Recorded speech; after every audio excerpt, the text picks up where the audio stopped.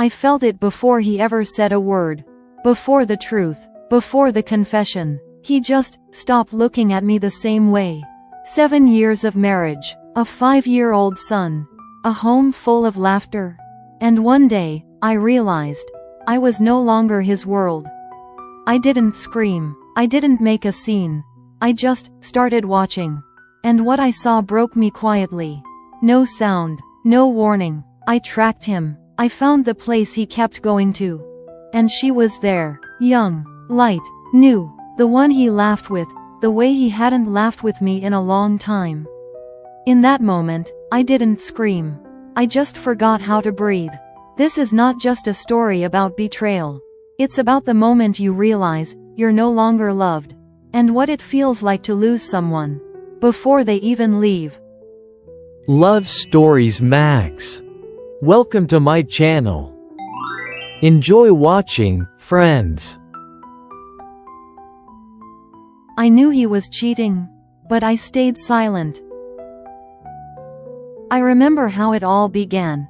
Like it happened in another life, not mine. Like it was some other woman who laughed so sincerely next to Robert. We had been together for 7 years. 7. It sounds like a lifetime, but to me it felt like one long, warm day. We had a home that always smelled like coffee in the morning and baby shampoo in the evening. We had Oliver, our little universe with messy hair and a laugh that could soften even the worst day. He's 5. Sometimes he still comes into our room at night, climbs between us, presses himself against Robert and whispers, "Dad, you're strong like a superhero." And Robert laughs. He used to laugh. 3 months ago, something changed. It didn't happen suddenly. No doors slammed. There were no fights. It was just like someone slowly started turning off the lights in our home. At first, he talked less. Then, he looked at me less. Then, he touched me less. I remember one evening, I cooked his favorite pasta. I even opened a bottle of wine. I wore that dress he once called dangerous. He came home late, sat down, ate, said, "It's good," and didn't even look up at me. That was the first time I felt cold. But I didn't make a scene. I'm not the kind of woman who screams and breaks plates. Maybe that's a mistake. I just started paying closer attention. Listening to the silence between his words. Noticing the little things. His phone was always face down. He started stepping out to take calls. He changed his cologne. And the worst part, he stopped noticing me. Like I had become part of the furniture. One day, I did something I never thought I would do. I put a tracker in his car. I remember my hands shaking. I stood in the garage thinking, if I'm doing this, something is already broken. But I did it anyway. The first few days, nothing unusual. Work, store, home. I even felt relief and shame. And then a dot appeared. The other side of the city. Once, then again, and again. There was nothing there that had anything to do with his job. Nothing of ours. Nothing from our life. I stared at that dot on the map like it was a wound. And it started hurting even before I knew the truth. I drove there, told myself, I'll just look. I sat across the street in my car, gripping the steering wheel so hard my fingers turned white. And I waited. And when he showed up, at first, I didn't feel anything. I just watched. He was laughing. Laughing the way he hadn't laughed with me in a long time. Next to him was her. Young. Light. She touched his hand so naturally, like she had the right to. And he didn't pull away. He looked at her the way he used to look at me. In that moment, something inside me didn't shatter. No, something just quietly went out. Without a sound. I didn't make a scene. I didn't get out of the car. I didn't call him. I just drove home. And when Oliver ran to me shouting, "Mom," I smiled. I've learned to smile very well. Now I cry at night. Quietly. In the bathroom. I turn the water on so no one can hear. I sit on the cold floor and think, where did I lose him? When exactly? Did it happen in one day? Or did I just not notice how slowly he was leaving me? I remember how he held my hand in the delivery room when Oliver was born. How he cried. How he said, "We'll get through this." We did get through everything. So why didn't we get through us? I don't yell at him. I don't ask questions. I don't even check his phone. I know enough. And the worst part, I still love him. Not who he has become, but who he was with me. And I wait, not for him. I wait for it to stop hurting. For this feeling to disappear, like there's a hole inside me, and everything is leaking out of it. Warmth, faith, me. I wait for the day when I can look at him, and feel nothing. Because right now, I still feel everything, and that's the worst part. I don't cry anymore. It's strange to realize, but at some point, the tears just ran out. Like my body said, that's it. Enough. There's nothing left to give. The wound didn't disappear. It just closed. Quiet, cold, like a scar that no longer hurts, but changes your skin forever. I started living again, making breakfast for Oliver, fixing his hair before kindergarten, laughing at his little jokes, learning how to breathe again, evenly, without breaking. And one evening, Robert decided to talk. I was in the kitchen, cutting vegetables for a salad. The tomatoes were ripe, juicy, the juice running down my fingers. I wiped my hands on a towel and didn't even turn around.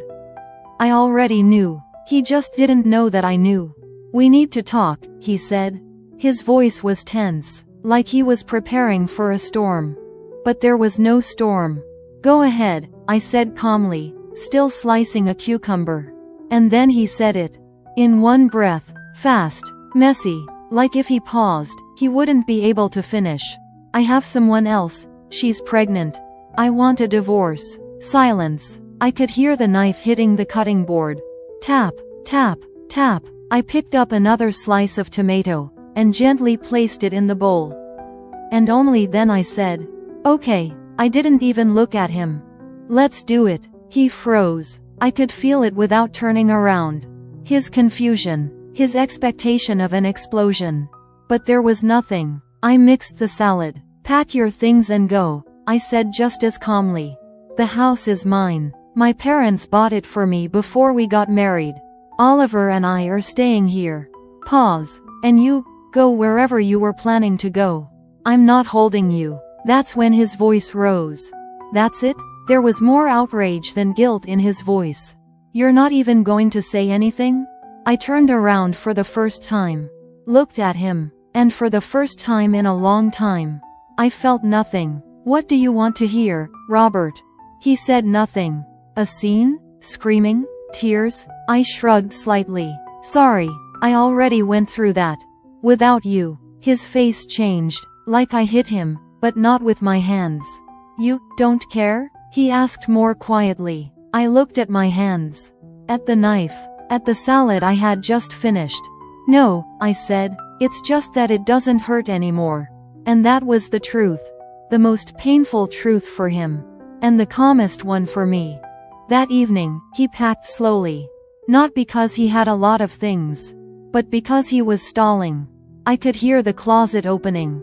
Hangers sliding. Something falling to the floor. The zipper of the suitcase closing. I didn't go to look. I stayed in the kitchen. Same kitchen. Same counter. Same knife. Just without the pain. Only silence. And a strange feeling of lightness that scared me more than the pain ever did. Then he called Oliver. "Come here, champ." I froze. I didn't want to hear it. But I couldn't leave either.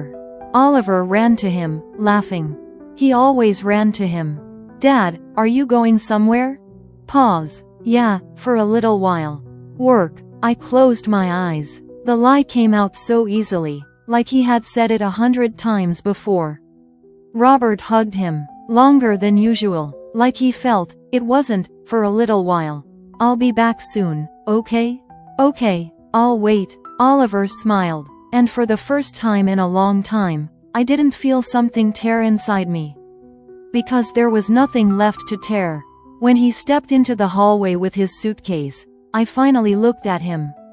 We looked at each other. No words. And I saw it. For the first time. Not confidence. Not coldness. Not indifference. Something else. Emptiness. Like he suddenly realized. He lost more than he thought. That's it? He asked quietly. That's it, I said. And I didn't even stand up. He stayed there for another second. Like he was waiting for something. Anything. Any sign. Any stay. But there was nothing. So he left. The door closed quietly. No drama. No final line. Just the end. Later, I caught myself in a strange feeling. I stood by the window, watching him get into the car. And for the first time in months, I took a deep breath. A full one. Calm. Like something heavy had been lifted off me. Something I carried for too long. And I realized, it was easier to breathe. At first, Oliver asked often, "When is Dad coming back?" I answered softly, "Soon." Then less often, "Will he call?" Maybe. And then, he stopped asking. And that hurt more than any tears I had ever cried. Months passed. I learned to live without waiting. Without tension. Without him. And one day, I found out. By accident. Through people. Turns out, she didn't need him. That same girl. Young. Light. Love. She wanted stability. A home. Support. And he came to her. With a suitcase. No house. No plan. No future. And she did what people do when they don't love. She left. Went back to her ex. And told him the baby was his. I sat with that news for a long time. I didn't cry. I didn't smile. I just thought. How strange things come back around. How easy it is to lose everything, for an illusion. I imagined him. Somewhere. With that same suitcase. But now, truly with nothing. And you know what I felt? Not revenge. Not anger. Not pain. Nothing. Absolutely nothing. Because the worst thing for him had already happened that night. Not when she left him. But when I stopped loving him. I spent a long time thinking, why this happened. I looked for reasons in myself. In him. In us. And then I realized one simple, painful truth. People don't lose a family in one day. They lose it drop by drop. When they stop appreciating. When they get used to it. When they think, this will always be here. Family is not something guaranteed. It's not a wall that stands on its own. It's something fragile. Something you have to protect. Something you have to choose, every single day. Even when it's hard. Even when it's boring. Even when temptation appears. Because illusions are always more beautiful. They're light, new, exciting. But they don't survive real life. They don't know what sleepless nights with a child feel like. What it means to have someone hold you when your world falls apart. What real closeness is. The kind that doesn't need words. Illusions give you a moment. Family gives you a life. And if you trade a life for a moment, you risk ending up with nothing. I look at Oliver. At his smile. At his small hand in mine.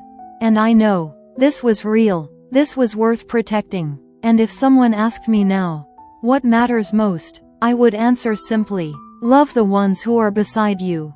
Value what you have, because one day, it might be too late. And all that will be left, is silence, and a suitcase in your hands. Thank you for watching. Subscribe to my channel so you don't miss new stories. And also write in the comments how you liked this story on a scale of 1 to 5. Watch the following video and enjoy watching.